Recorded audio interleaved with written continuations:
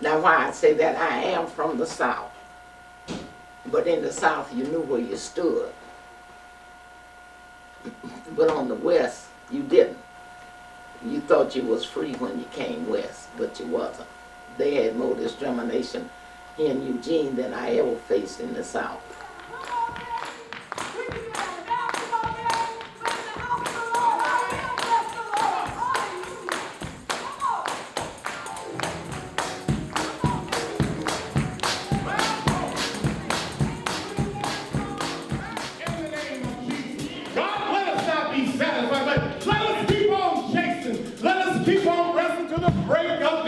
Because God, we need a blessing. God, as my sister said, who needs a miracle? And oh my God, there's many of us that need a miracle. Now God, help us to have childlike faith in the name of Jesus. No doubt, but faith. So God, I thank you in advance for what you're doing and how you're going to do it. And God, I'm going to step out the way so that you can have your way. In Jesus' name we pray. Amen.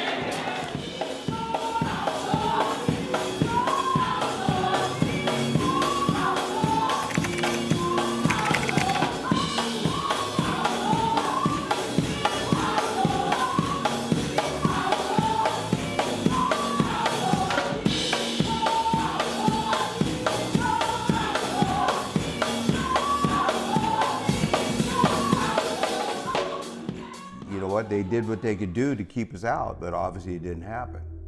So, shame on them. In 48, we had a black community across the Ferry Street Bridge when we lived in houses and tents over there.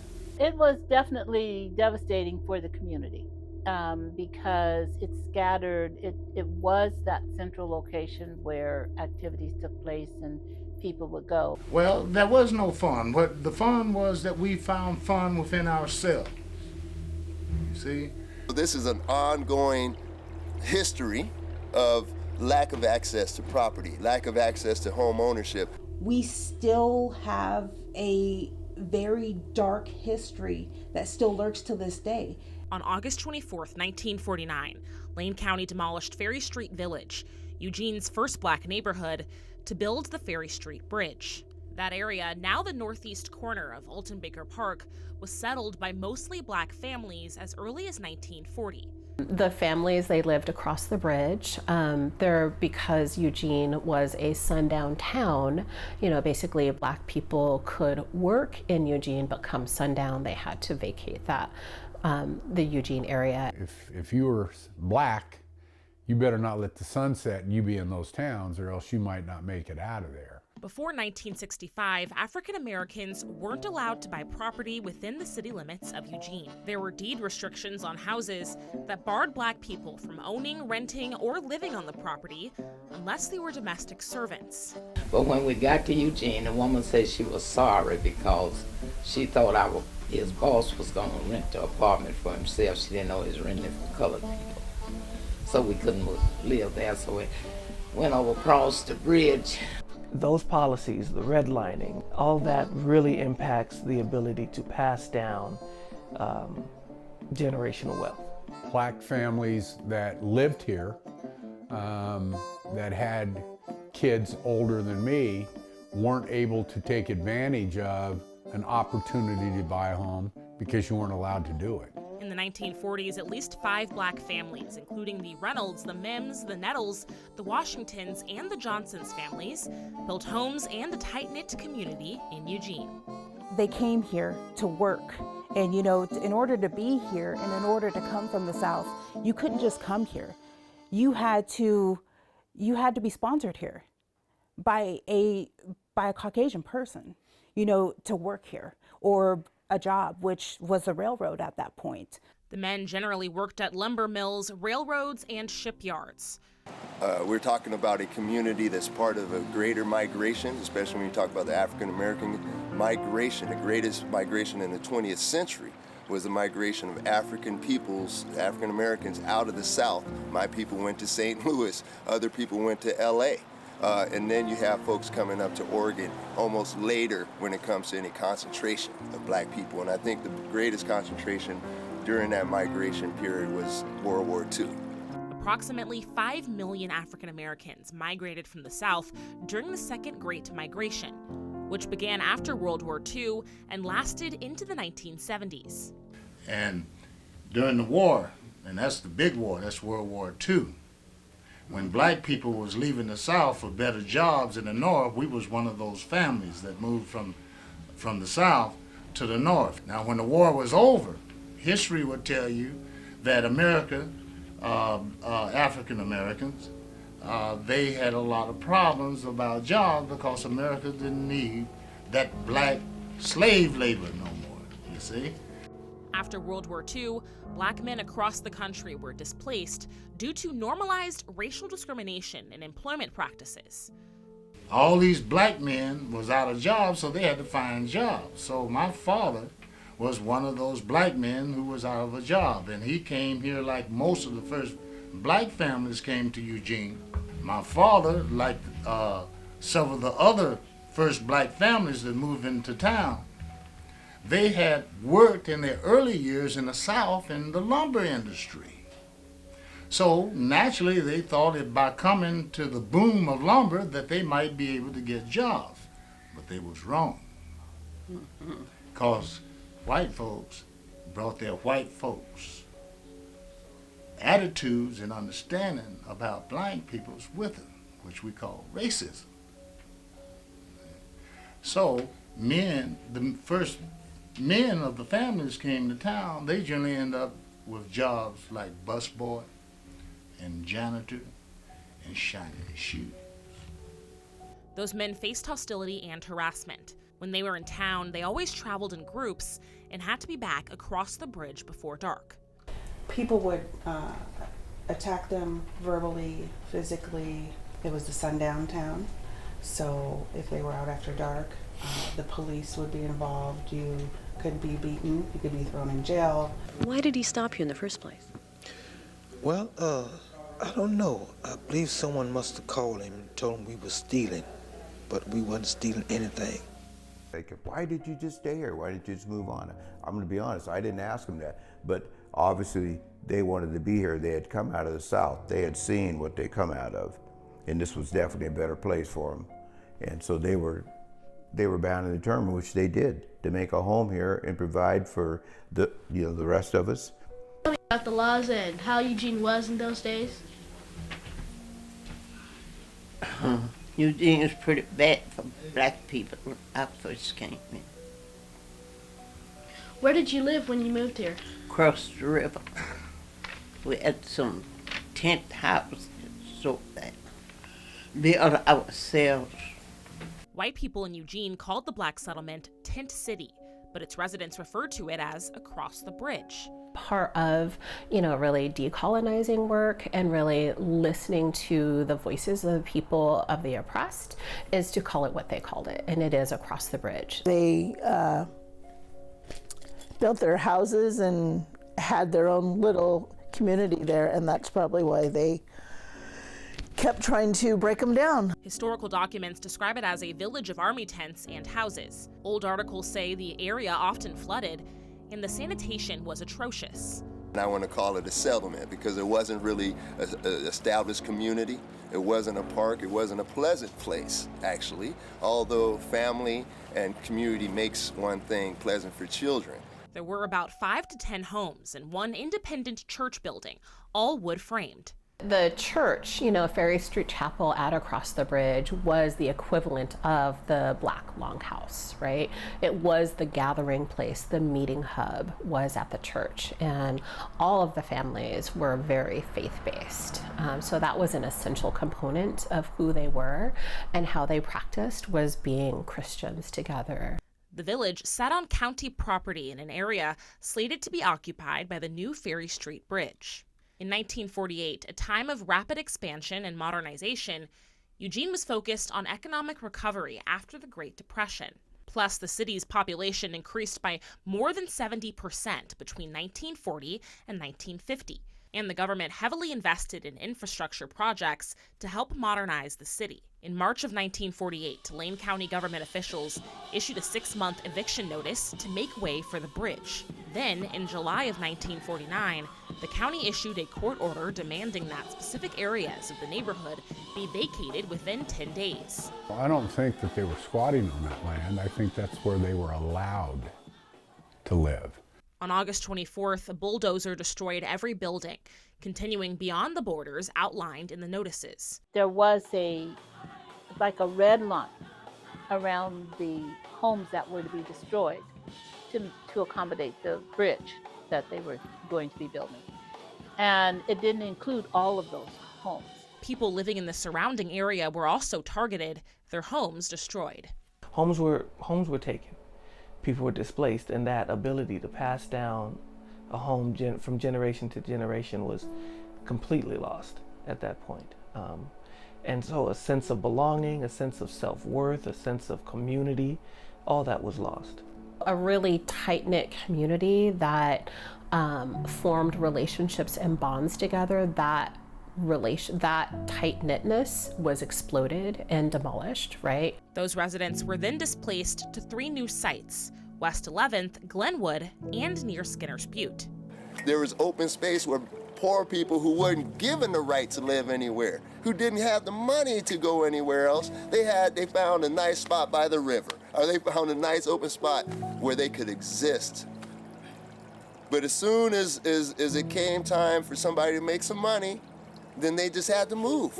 That was it. So it was a lack of respect, lack of dignity that was given to poor people. A few families moved to a plot of land on West 11th Street, including the Reynolds and the Nettles. And since it was outside the city limits and free from zoning restrictions, they built whatever housing they could afford, which ended up being shanties or small, hastily made houses on a bare field. It turned out to be in an area with no water supply or electricity and no sewage or draining system. They had basically a hole in the ground where they had to use the restroom or the bathroom, and just very, very poor living conditions. How would you take someone where it was already inhumane and it was already terrible conditions and move them somewhere worse? And not try to help, not try to make people flourish, not try to do anything, and move them to swampland. In 1952, a report from the Fair Employment Practices Commission declared Eugene the worst in the state when it came to how cities treated their African American citizens. Other reports described conditions as disgraceful, citing poor housing and high unemployment. According to a Register Guard article, the West 11th settlement's location was, quote, barred from installation of water, sewers, or septic tanks. I think it's inhumane. It's inhumane to treat any being in that way. It's shameful. You could not plant food there. When it rained, it flooded. There was no running water. The water had to be brought in. The creek was there. We're not sure, was the creek healthy or not for the kids who played in it? We don't know, but I think these are circumstances that you find in the African American community throughout the United States. Eugene's oldest African American church, St. Mark's Christian Methodist Episcopal Church, was opened on West 11th during that time. The St. Mark's Church congregation first met in Pearlie Mae and Leah Washington's home. My God, that is who you are. We would get together on Sundays, the black people out at the church, and that was our time to congregate and be together. St. Mark was built in 1949, and we had about 12 members. It was organized in July the 11th, 1948, but we didn't get a minister till 49, and his name was Reverend J.T. Taylor. He built the church with the help of the black community. It's the oldest church, isn't it? It's the oldest church in Eugene, oldest black church, which at that time was colored church. Priority one, the religion in these churches, and that's what held, that was the glue that held these people together too, you understand. when they were fighting this fight and kicking down those doors against these white people. I'm just telling you, those ladies prayed and gave them the strength to endure. I believe that had a lot to do with them wanting to stay here and be able to stay here. We have a deep-rooted history in spiritualism and a connection with the above and our ancestors, with ourselves, and with morality.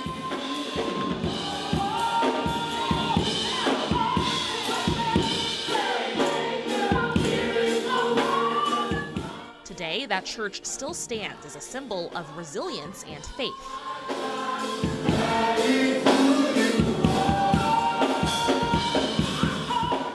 Who art in heaven, hallowed be thy name. Thy kingdom come, thy will be done on earth as it is in heaven. Give us this day our daily bread, and forgive us our trespasses, as we forgive those who trespass against us. And lead us not into temptation.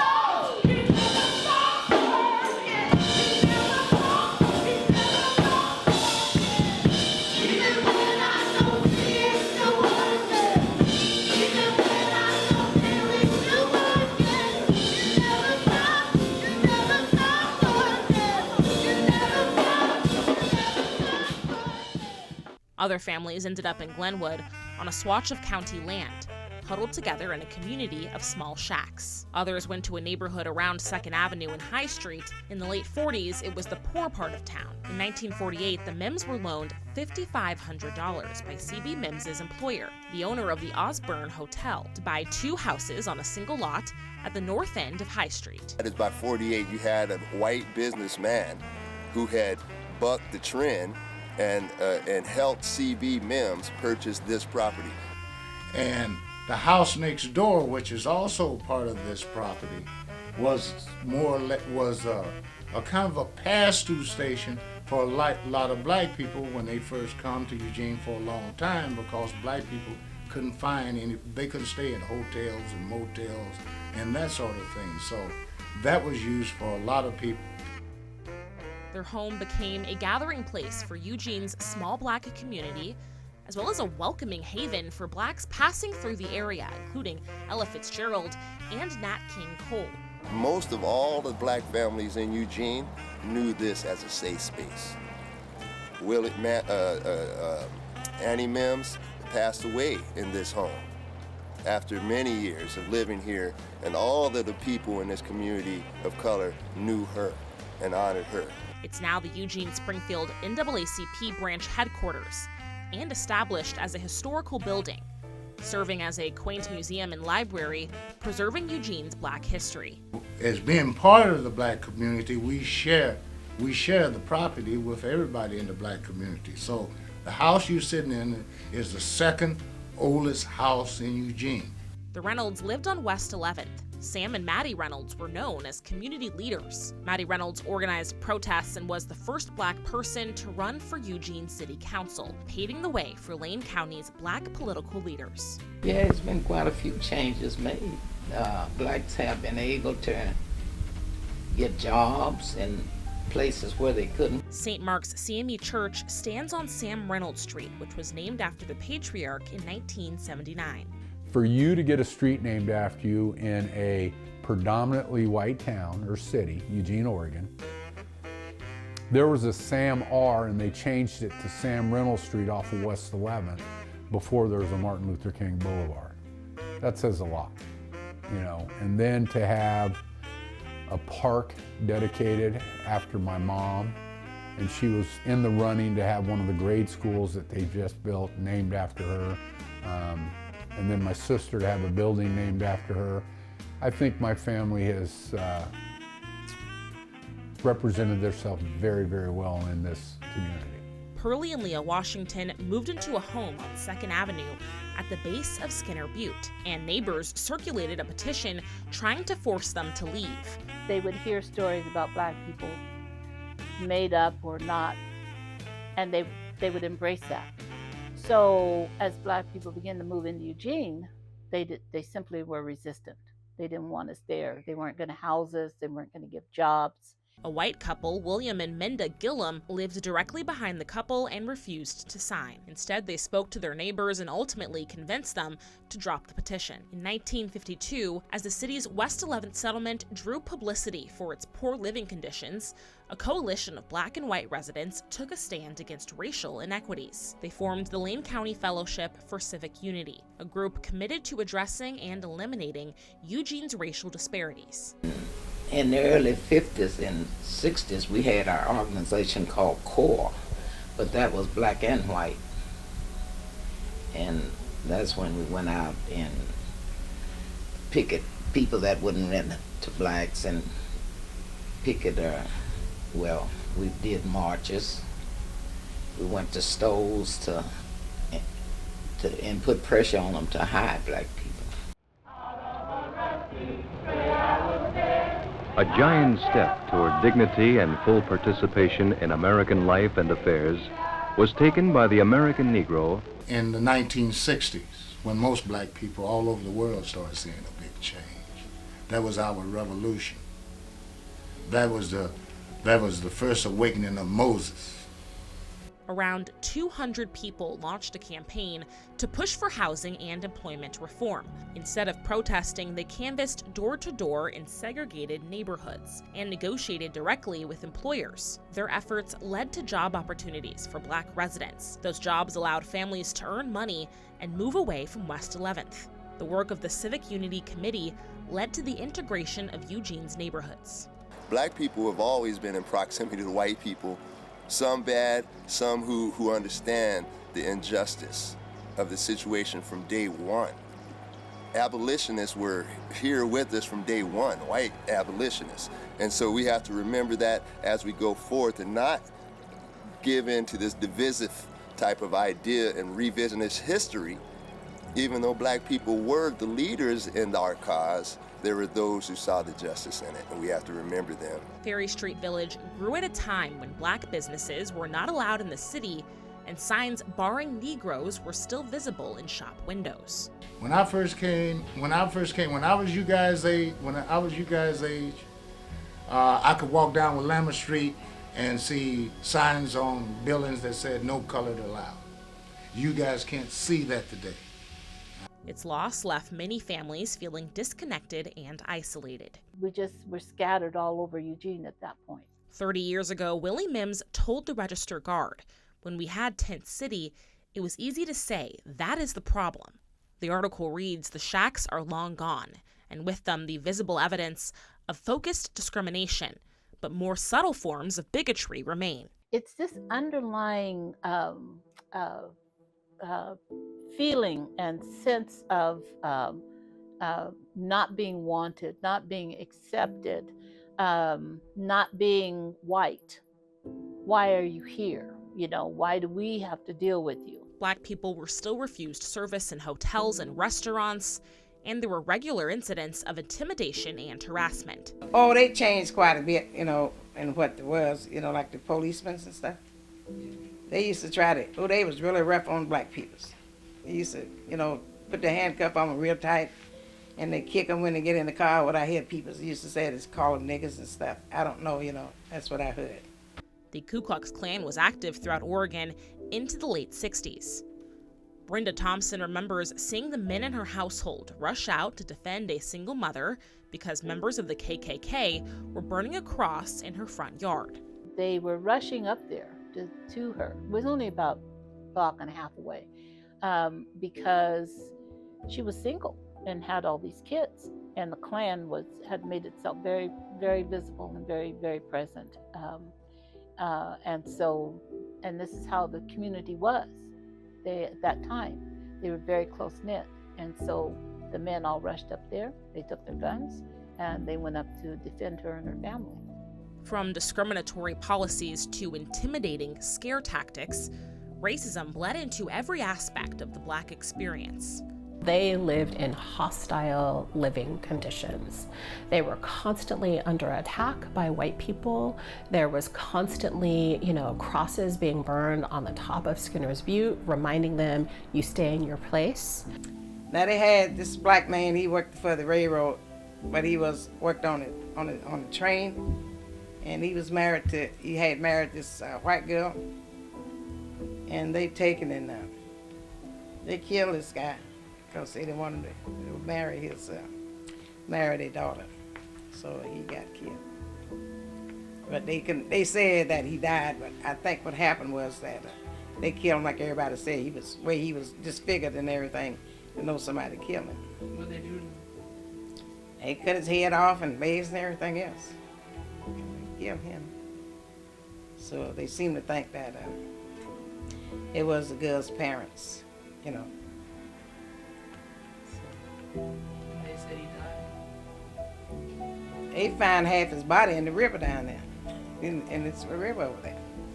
And people are leaving the South because of violence, because of lynching, because of all these things. And so when they come here, it is no different than there. And that is something that we have to recognize, is that was probably a disappointment for our brothers and sisters to come here, give of their labor, give of their time, and then to find the same old racism, same old discrimination as they found down south. Exclusionary housing bylaws were still grandfathered into deeds as late as the 1940s, and real estate agents who helped Black families could lose their licenses. Segregated and Jim Crow social norms were still prevalent into the 70s.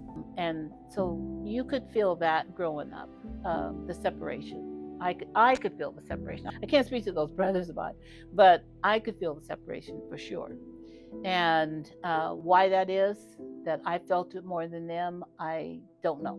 Growing up here for me was, I had friends of every race. I learned things from friends of mine's parents.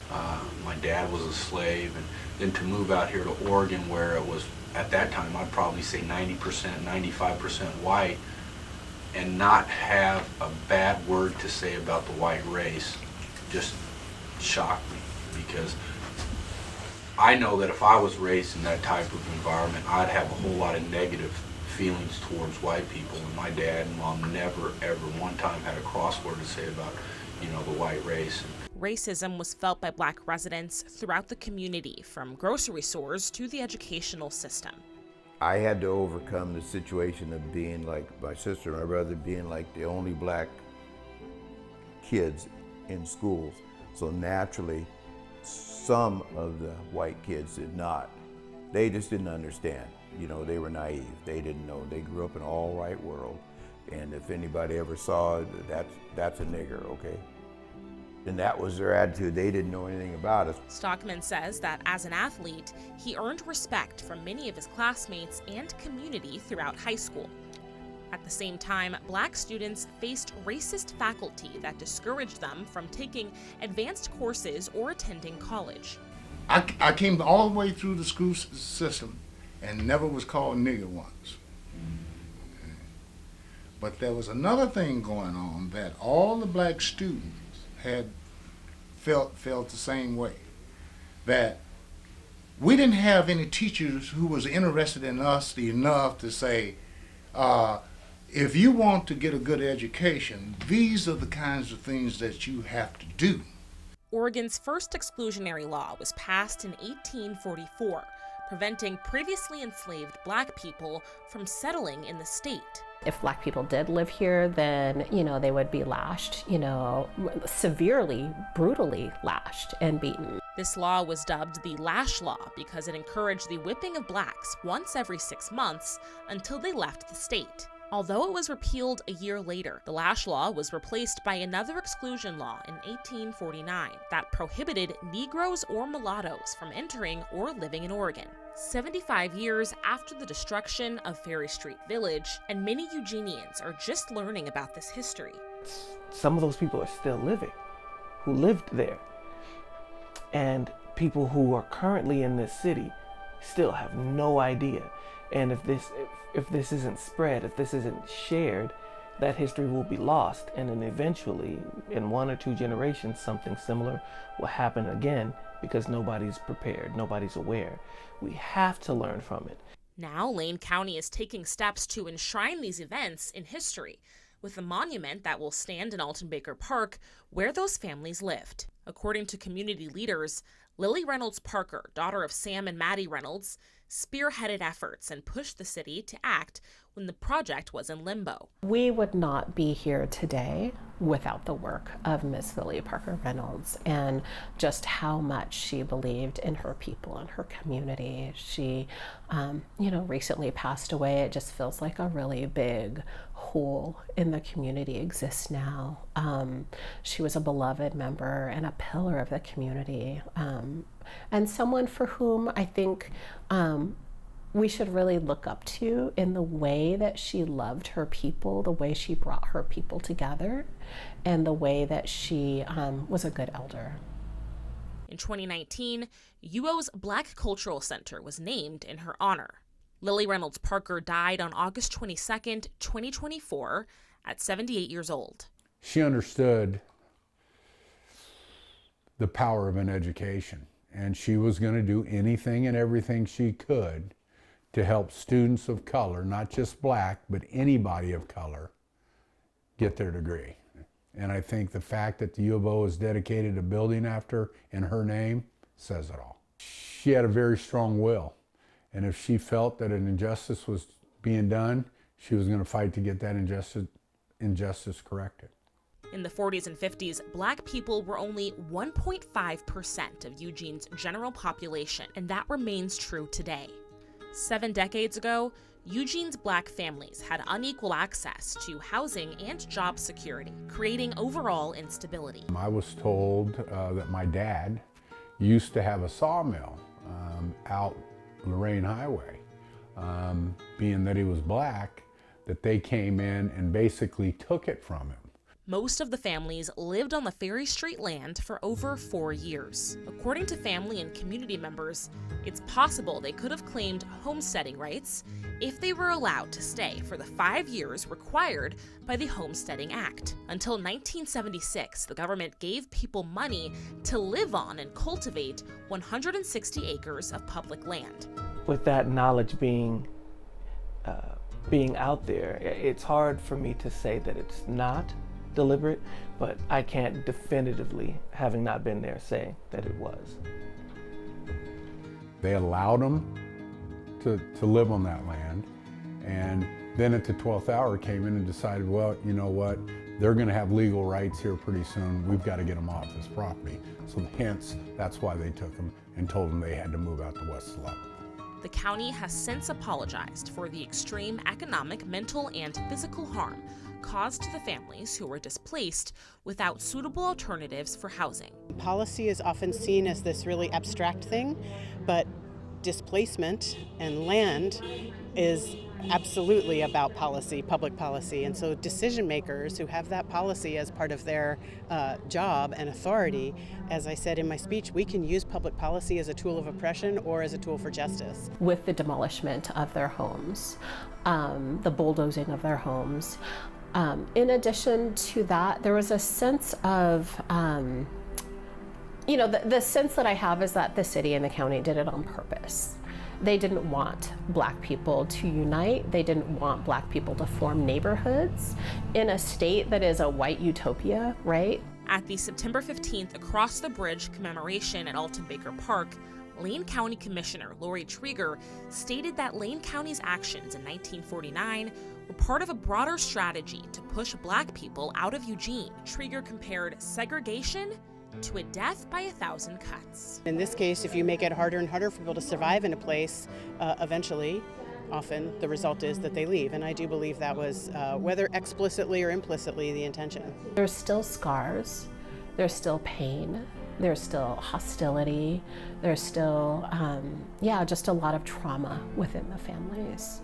On the 15th, the Black Cultural Initiative and a local artist unveiled the model of a monument that'll be erected in the park by 2026. The design symbolizes those 5 Black pioneer families and the love that held them together through countless hardships. The story of the Across the Bridge community is part of a national story of systemic oppression and displacement. This is not unique to Lane County, to Eugene, right? This is the story of this land. Black communities like the Albina neighborhood in Portland and Black Wall Street in Tulsa reflect a similar story of displacement that Eugene's Black families experienced. It's, just the way that gentrification, the way that urban renewal, the way that eminent domain impacts disproportionately communities of color and Black people across the country, that's really well documented. Calls for reparations to African Americans have grown over the last half-century here in Eugene and across the country. Despite the apologies and efforts to erect a monument, community members hope to see more atonement. Pearlie and Leo, they struggled, but they remained firm in their conviction that Eugene was home. It was better than where they had come from, and they were determined to make it better for us, their generation of children.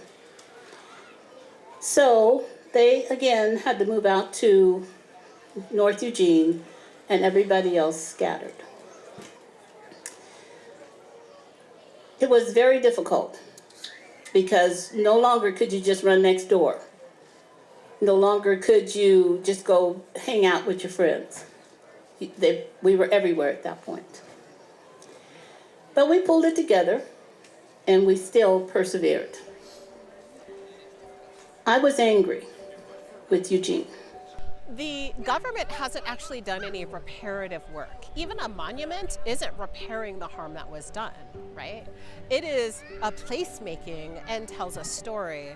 But what we would really love to focus on is reparative work, restoration, reparations, and some sort of actual ways of progressing the Black community and the folks who were once here. But opinions differ on what reparations should actually look like. They're admitting that they were at fault. They did something wrong, and their way, they think that, showing this little bit of a gratitude towards those families is their way of saying we're sorry. It's great that they are showing and acknowledging that they were wrong, but I think they can do more. So, I don't know what they could do. Like I said, they're trying to make amends with this. They're going to put it over there so they acknowledge it. For me personally, that's enough. The federal government paid the first monetary reparations to freed slaves in 1894. Oh, does that look like reparations? What are reparations? People always think that just means give these people money. It doesn't. It means give them access to do for themselves, access to build for themselves and for their family. And that is a county, that is a city who acknowledges what's been done in the past and takes the steps to right what was done wrong. That's a city I want to live in. At the commemoration event, county, city, and state representatives issued apologies and proclaimed their commitment to racial justice and equality. My grandparents, I would have loved for them to actually get an apology, and even for someone to recognize the fact that they were human and that it wasn't okay. One of the last remaining elders says despite decades of hurt and anger, she's thankful for the progress Eugene has made to acknowledge its wrongdoing. Nobody's ever apologized for the wrongs that were done, for the trauma they caused, until we hear it today. But to this point, no, there was no, when they put a gun in my face, they didn't apologize for that. I'm grateful to the city, the county, and the state for acknowledging the wrongdoing because it was horrendous. It's like not a giant leap, but a leap forward. Moving forward, Eugene's Black families are focused on generational healing and truth-telling. And so there's a lot of work to do. Like I said, home ownership, educational achievement, economic achievement, all these things we need to continue to address in the Black community because they are reparative, because there's been intentional harm in the past, and we have to have intentional repair now. Their healing bolstered by the community's efforts to acknowledge its role in the wrong that was done here 75 years ago.